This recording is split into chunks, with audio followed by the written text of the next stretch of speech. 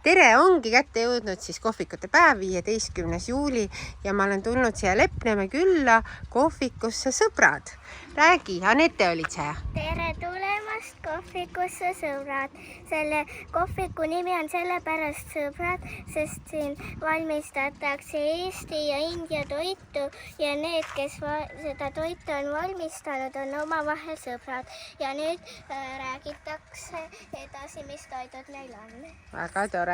Yes, you can come. We have both Estonian and Indian food with a lot of spices, but I'm sure it's not spicy, but it has spices, like different spices. So mango lassi, which is very popular, and samosa. So please do come and enjoy the food here.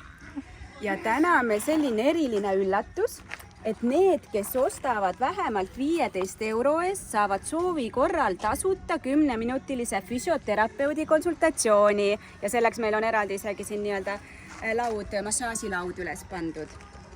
Ruumi siin jätkub, hoov on suur, lauad, toolid, ma vaatasin, üks laud on isegi sinna mere äärde pandud, et jah, siin samas on ka mere äär, näiteks saab ujuda ka siin lähedal. Paarisaja meetri kaugusel on liivarand olemas. Et seega võib ujumisriided kaasa võtta. Ja siin ongi rahvusvaheline köök, üks kokk on siis otse Indiast. Yes, but welcome and tere tulemast. Ja kohtumiseni.